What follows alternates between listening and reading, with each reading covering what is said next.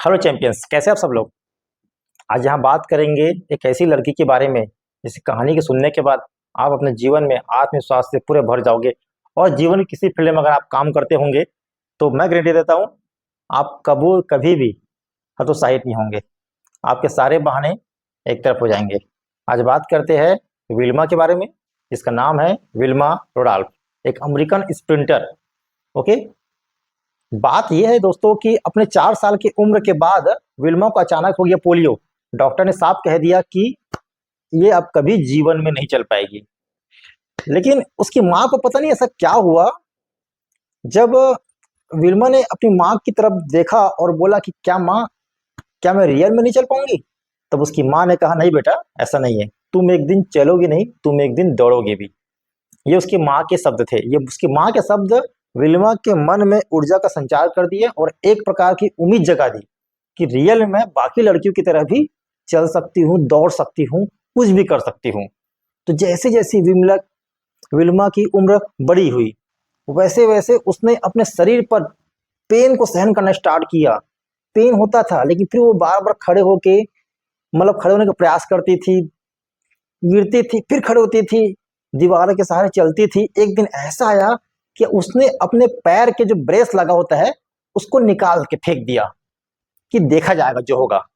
यकीन नहीं मानोगे, उस दिन वो अपने पैर में खड़े हो गई। जब ये घटना जब उसकी माँ ने देखा तो पूरी तरीके से वो शॉक हो गई कि ऐसे कैसे हो सकता है। तत्काल उसने डॉक्टर को बुलाया क्योंकि विल्मा कभी खड़े नहीं हो सकी थी। उस दिन वो खड़ी हुई थी। तो डॉक्टर जैसे ही आके देखे, डॉक्टर को खुद विश्वास नहीं रहा। तब डॉक्टर ने कहा ये कोई नॉर्मल लड़की नहीं है, ये जरूर एक दिन बहुत बड़ा काम करने वाली है करके। तब जाके विल्मा को आभास हुआ कि लाइफ में मैं रियल में अब मैं भी कुछ कर सकती हूँ। फिर वो धीरे से लकड़ी के सहारे, दीवार के सहारे चलना स्टार्ट करी। नॉर्मल लड़कियों की तरह धीरे धीरे वो चलना स्टार्ट करी। फिर उसकी माँ ने सोचा ऐसे काम नहीं बनेगा। उसने एक विल्मा के लिए पर्सनल कोच लेके आ गई।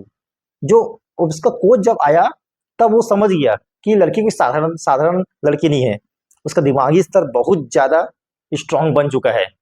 तो कोच ने उसके शरीर के साथ काम करना स्टार्ट किया। उसने बोला देखो विल्मा, हम दौड़ तो सकते हैं लेकिन उसके लिए हमको अपने पैर के लैग को स्ट्रांग बनाना पड़ेगा।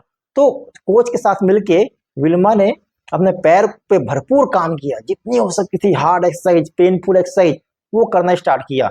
उसको बास्केटबॉल खेलने के लिए कोच ने उत्साहित किया, तो पहले बास्केटबॉल खेलो। तो बास्केटबॉल खेलने गई। फिर जब वो कॉलेज में गई, स्कूल में, फिर जब बाकी लड़के लोग को दौड़ते हुए देखती थी, उसका भी दौड़ने का मन हुआ।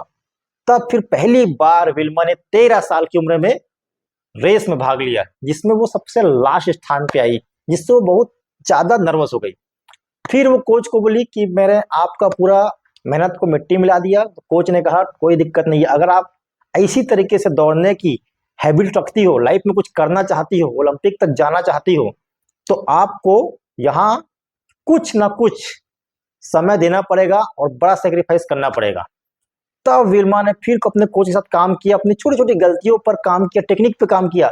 यकीन नहीं मानोगे दोस्तों, 1 साल के अंदर 14 साल की जब विल्मा हुई तो अपनी स्कूल की सारी इवेंट था, जो सारी प्रतियोगिताएं रेस की 100 200 को जीत ली। और मात्र 16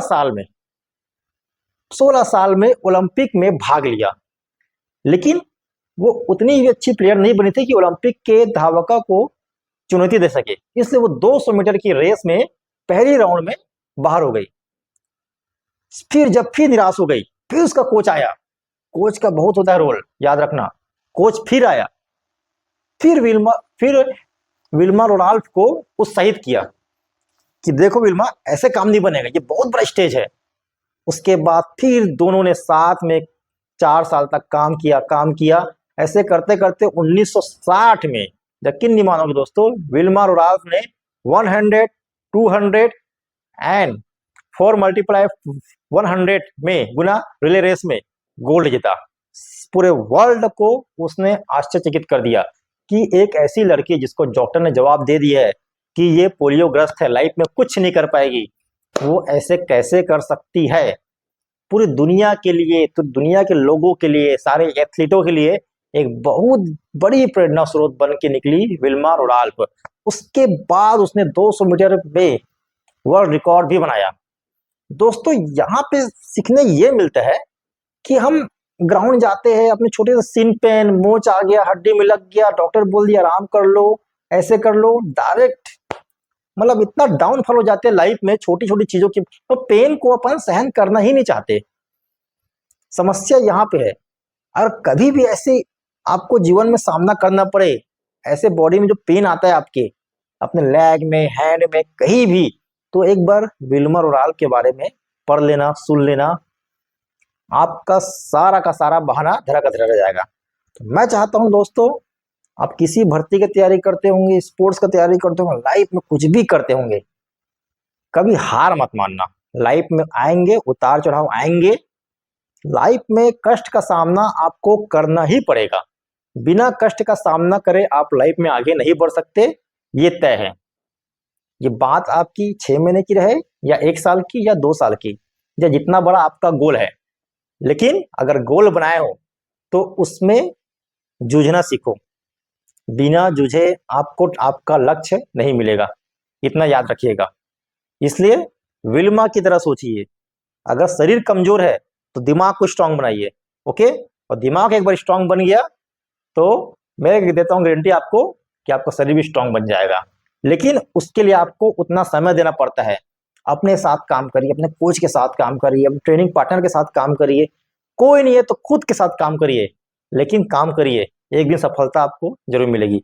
आज के वीडियो बनाने का उद्देश्य यही था दोस्तों, कि अगर आप कभी हार मानने का मन करे तो इस लड़की की स्टोरी एक बार सुन लेना, जो कभी चल भी नहीं पाती थी और जिसने ओलंपिक का सफर तय किया है।